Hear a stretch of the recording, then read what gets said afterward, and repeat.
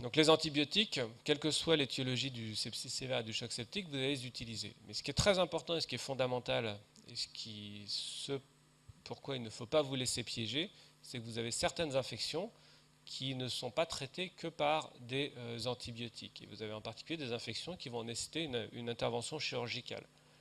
Par exemple, vous avez ce tableau de quelqu'un qui arrive aux urgences, qui a mal au ventre, qui a un ventre de bois là, comme ça, hein.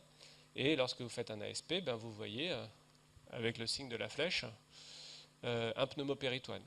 D'accord? Donc ça veut dire qu'il y a un organe creux qui est perforé dans l'abdomen. Et donc ça, c'est un diagnostic de péritonite par perforation. Et ça, le traitement, c'est un peu les antibiotiques, mais c'est surtout la chirurgie, avec l'évacuation du pus dans le péritoine et la réparation de la perforation. Et ça, il faut aller le plus vite possible.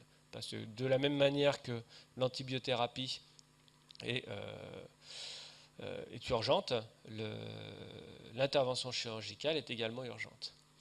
Autre situation très classique, c'est une infection des voies urinaires avec une pyélonéphrite dans laquelle il va falloir systématiquement rechercher un obstacle à l'évacuation des voies urinaires. Et cet obstacle, vous allez pouvoir le chercher soit par une échographie rénale, qui va rechercher une dilatation des cavités pyélo-calicielles, comme ce que vous voyez en bas à gauche, ou alors éventuellement par un scanner, plutôt non injecté, parce qu'on n'a pas besoin de les injecter. C'est des patients qui peuvent avoir une insuffisance rénale, et donc on va éviter d'ajouter un néphrotoxique qui ne va pas vous apporter d'informations, mais le scanner va vous permettre de visualiser, là ce que vous voyez avec la flèche, une dilatation des cavités pyélo-calicielles. Et dans ces cas-là, le traitement, ça va être certes l'antibiothérapie, mais ça va être surtout la dérivation des voies urinaires, soit avec la mise en place d'une sonde Gigi, qui est une sonde qui va être mise en place par les voies naturelles, par la vessie, et qui va monter dans l'urtère jusqu'aux cavités pyélo-calicielles, ou alors, lorsque ce n'est pas possible, par exemple si vous avez une obstruction tumorale au niveau de la vessie, de mettre en place ce qu'on appelle une néphrostomie percutanée, c'est-à-dire faire une ponction au niveau lombaire des cavités pyélo-calicielles et mettre un cathéter ici qui va évacuer les urines. Autre situation dans laquelle le traitement de l'infection va nécessiter un geste thérapeutique, le geste qui sauve, c'est lorsque vous avez l'infection d'un cathéter par exemple, ou d'un dispositif intravasculaire comme un porte-à-4. Et dans ce cas-là, il va falloir le retirer. On sait que retirer le cathéter le plus vite possible est un facteur pronostic important. Et là, je vous ai mis une photo d'un orifice de cathéter qui est franchement dégueulasse, avec de l'inflammation, du pus à l'orifice. Donc là, de toute façon, déjà, ce cathéter aurait dû être retiré avant. Mais lorsque vous avez ça avec une infection, c'est clair qu'il faut retirer le cathéter. Vous le mettez en culture, très important. Et éventuellement contrôler la veine avec un Doppler pour voir s'il y a une thrombose septique, mais ça ne souffre aucune discussion, il faut retirer le cathéter.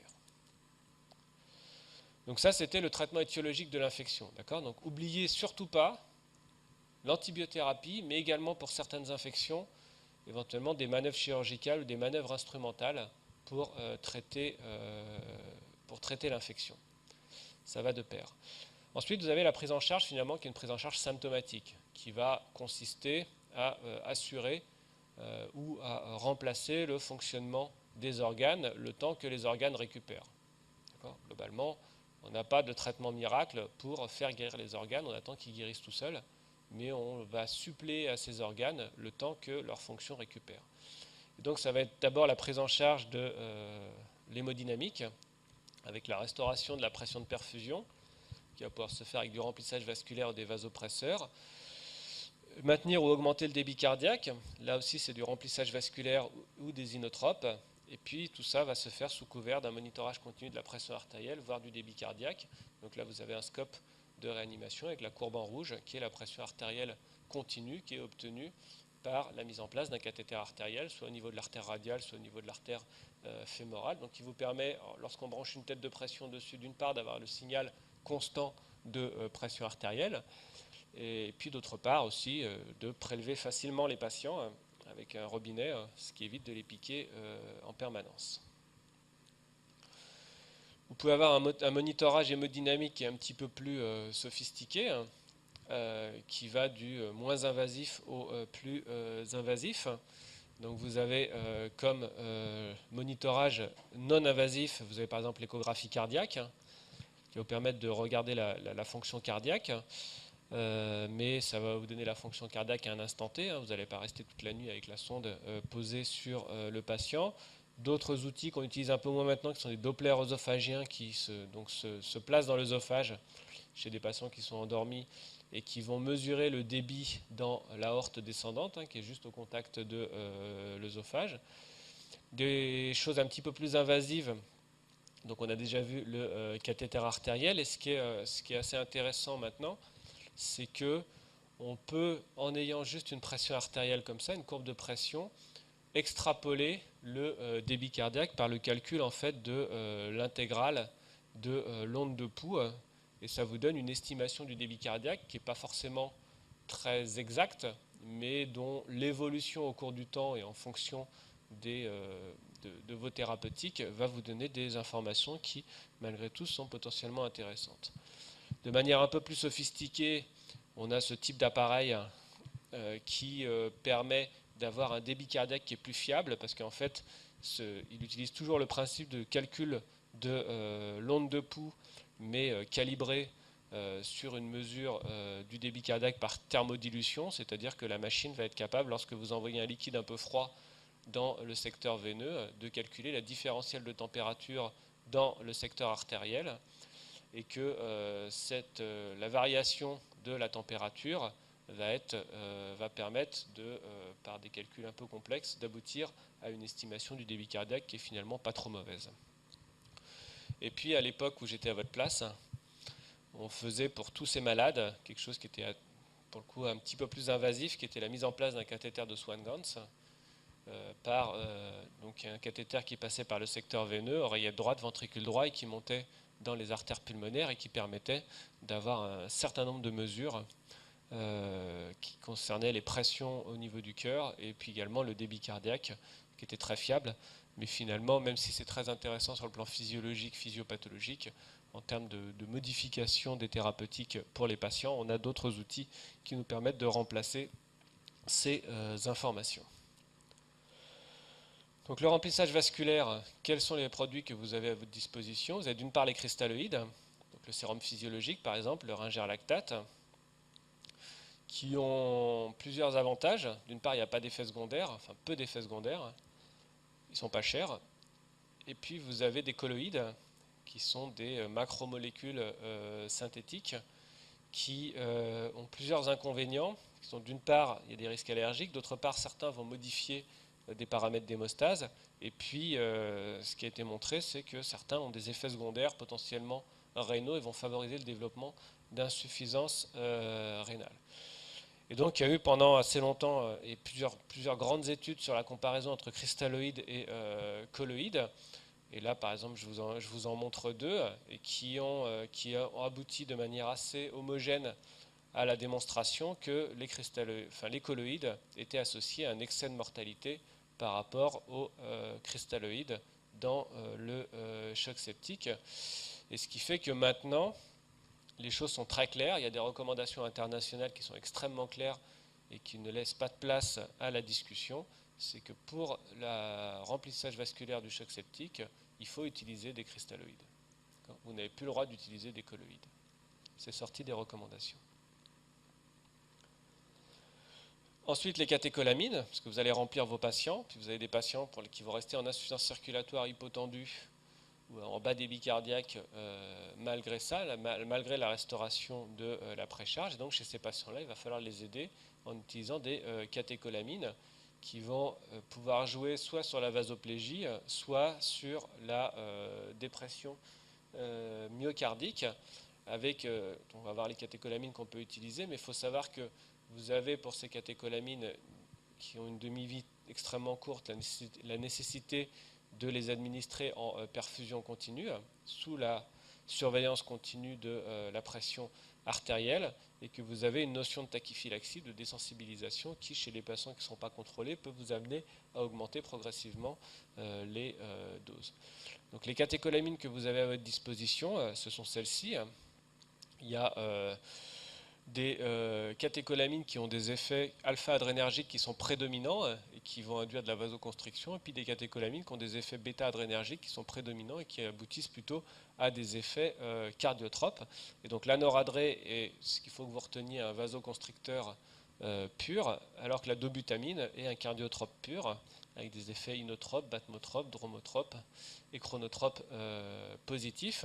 Et puis vous avez deux catécholamines qui ont des effets à la fois alpha et bêta, qui sont l'adrénaline et la dopamine.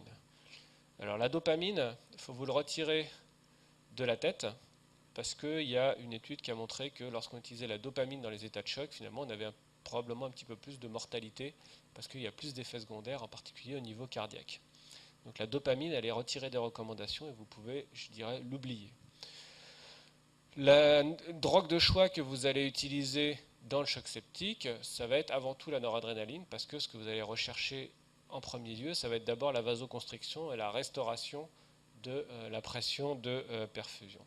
Et puis il peut arriver qu'il y ait certains patients qui ont une incompétence myocardique, soit parce qu'ils ont une insuffisance cardiaque initiale, enfin préalable, des patients qui ont une maladie cardiaque sous-jacente, ou alors, comme je vous ai dit, parce qu'il y a une dépression myocardique qui est transitoire et qui va nécessiter d'être prise en compte dans le choix de la catécholamine. Et dans ce cas-là, vous avez le choix entre soit associer noradrénaline et dobutamine, soit mettre de l'adrénaline. Et il y a cette étude, par exemple, qui est une étude française, qui avait montré que le pronostic était le même chez les patients qui étaient traités par adrénaline, donc l'épinéphrine, ou alors la noradrénaline plus la dobutamine. Donc là, vous pouvez faire ce que vous voulez.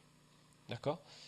Et donc je reviens juste à la diapo précédente, qui était la diapo qui suggérait que la dopamine avait des effets potentiellement délétères sur la survie par rapport à la noradrénaline. Donc vous pouvez le retirer de votre arbre thérapeutique. Donc noradrénaline, je dirais, qui est la drogue de choix du choc septique, et puis éventuellement discuter après, soit d'ajouter de la dobutamine s'il y a une incompétence myocardique, ou alors de remplacer la noradrénaline par de l'adrénaline.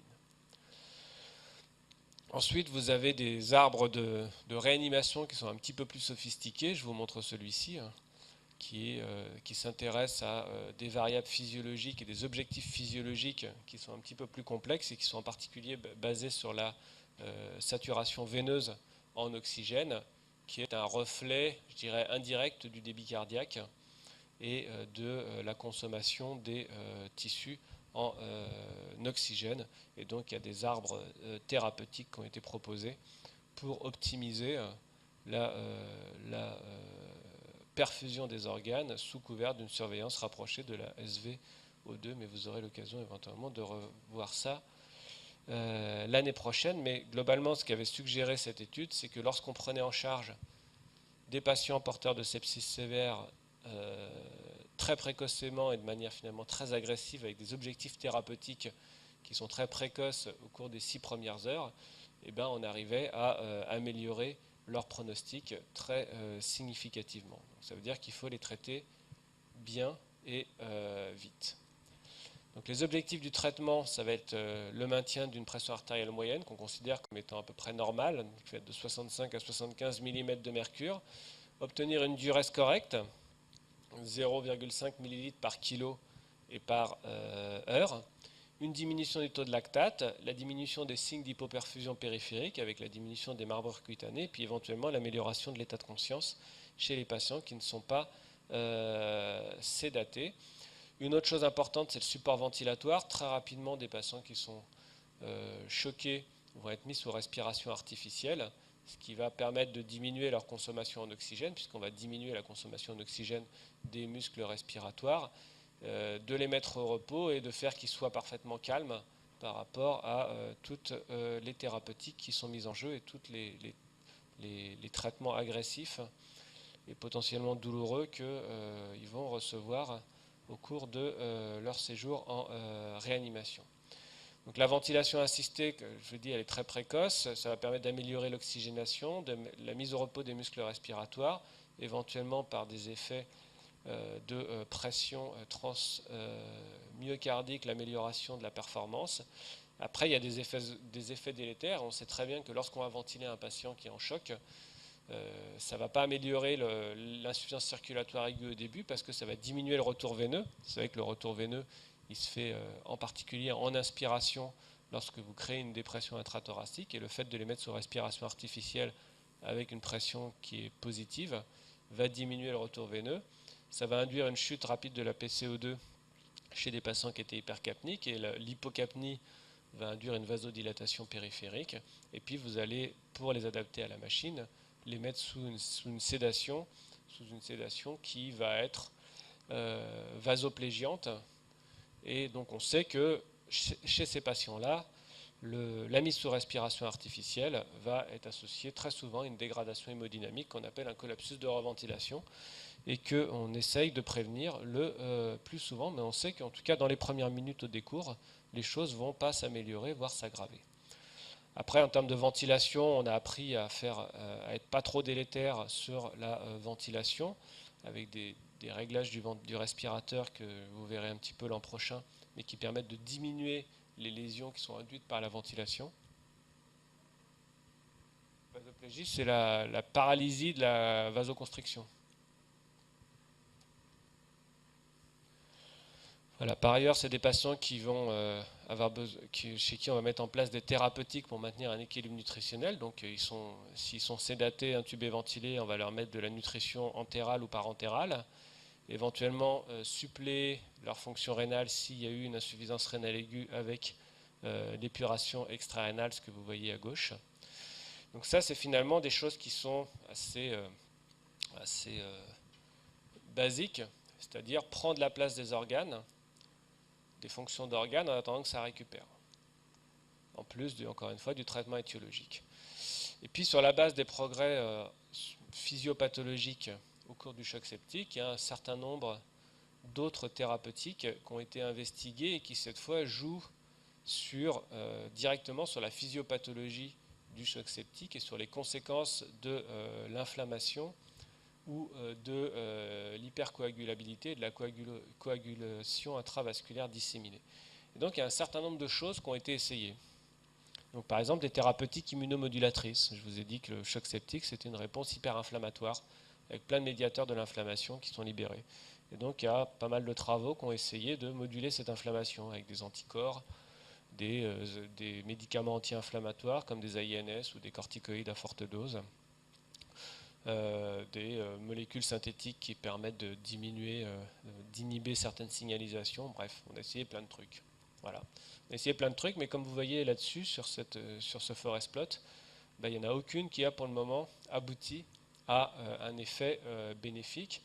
Et là, il y en a encore eu une récemment, je vous la montre en exemple, qui a été publiée il y a un peu moins de 2 ans, qui était un anti-récepteur TOL4. Je vous ai dit que le récepteur TOL4, c'est celui qui reconnaissait l'endotoxine, et lorsqu'il était activé par un bacillogramme négatif, ça rendait compte de l'inflammation initiale.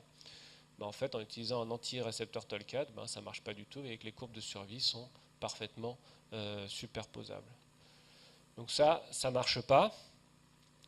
Sur l'immunomodulation, pour le moment, ça ne marche pas. En tout cas, inhiber la réponse inflammatoire initiale, ça ne marche pas.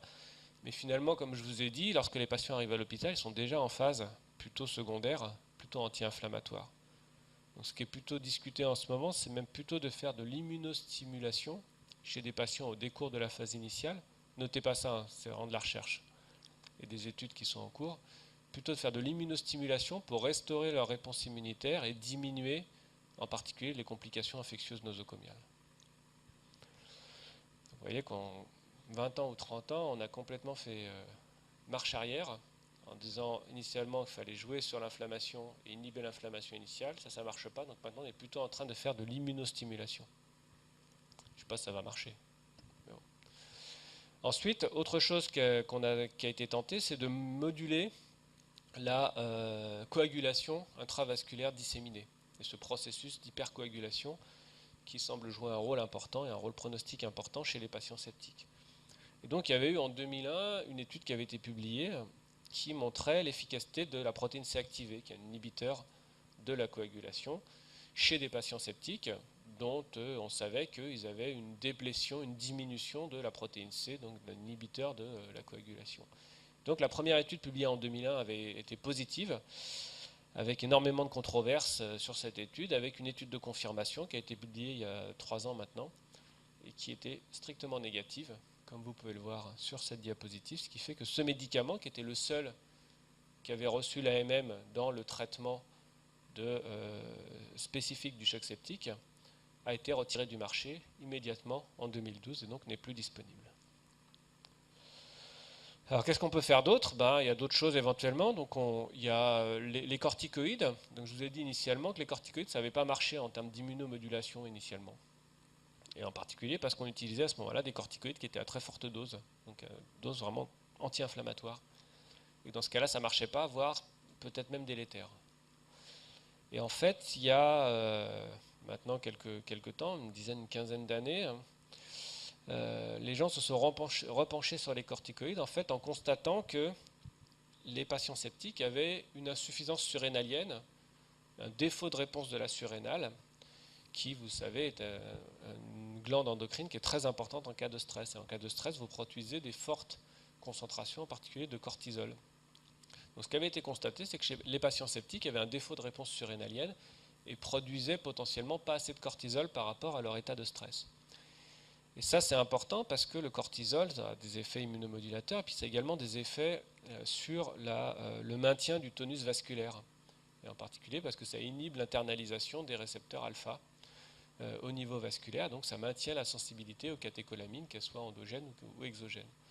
Et donc il y a cette étude qui est une étude française, qui avait montré que chez des patients qui n'étaient pas répondeurs à une stimulation surrénalienne, des patients septiques en défaillance circulatoire, ajouter de l'hydrocortisone à des doses substitutives, qui sont les doses qu'on fait dans les insuffisances surrénales aiguës, permettait d'améliorer le pronostic chez des patients donc, qui étaient sous catécholamine.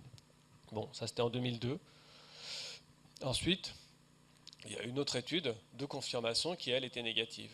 Donc il y a depuis une grosse discussion pour savoir est-ce que les corticoïdes sont effectivement bénéfiques au cours du choc septique.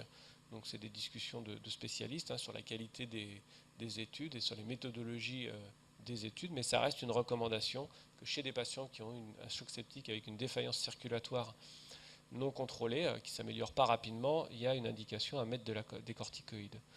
Et puis il y a également une autre thérapeutique qu'on utilise, qui est le contrôle glycémique. Il y a 20 ans ou 25 ans, lorsqu'on prenait en charge des patients en choc septique, ils étaient tous hyperglycémiques parce qu'ils ont tous une résistance à l'insuline, y compris des patients qui ne sont pas diabétiques de base, bon, a fortiori les diabétiques. Et donc on disait à ce moment-là, l'hyperglycémie, il faut la respecter parce que c'est un mécanisme adaptatif et ça permet de mettre à disposition rapidement du glucose pour les organes. Ce qui est un raisonnement probablement un peu basique parce que ce qui a été montré par la suite, c'est que l'hyperglycémie était un facteur de mauvais pronostic et que l'hyperglycémie, on sait que l'hyperglycémie prolongée, même en aigu, va altérer des fonctions de cellules immunitaires et en particulier des fonctions des polynucléaires neutrophiles. Et donc il y a des gens qui ont tenté de traiter des patients de réanimation, pas que des patients septiques, mais des patients de réanimation, pour leur maintenir des taux de glucose dans les normes, avec deux études qui étaient positives, comme celle-ci, qui montraient que lorsqu'on utilisait de l'insulinothérapie, de l'insuline pour maintenir le taux de glucose, ça permettait d'améliorer le pronostic de ces patients en réanimation, mais avec, ça c'est une méta-analyse de différentes études, des données qui sont relativement contradictoires entre les études, en tout cas lorsqu'on le fait en première lecture, parce que toutes ces études sont différentes en termes de méthodologie, en termes de cibles glycémiques, et donc c'est un petit peu difficile de pouvoir conclure comme ça sur tel ou tel seuil glycémique, mais globalement ce qui est accepté actuellement, c'est de contrôler l'hyperglycémie pour éviter les hyperglycémies majeures chez ces patients, tout en évitant de faire de l'insuline à trop forte dose pour éviter également l'effet inverse qui serait l'hypoglycémie, qui est également délétère. D'accord ? Donc on fait du contrôle glycémique en réanimation, qui est du contrôle glycémique qui est un peu moins strict que ce qui avait pu être fait dans les premières études, mais qui vise quand même à diminuer l'hyperglycémie.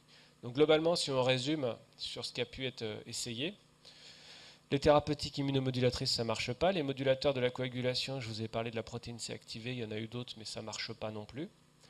Il n'y a pas de recommandation pour ça. Et donc éventuellement la supplémentation en corticoïdes chez des patients qui ont une défaillance circulatoire persistante. Et puis l'insulinothérapie intensive entre guillemets, en tout cas une insulinothérapie qui vise à contrôler l'hyperglycémie trop importante. Donc tout ça, a fait l'objet de recommandations internationales qui sont actualisées relativement fréquemment. Donc là, vous avez la référence, si ça vous intéresse, d'aller jeter un coup d'œil.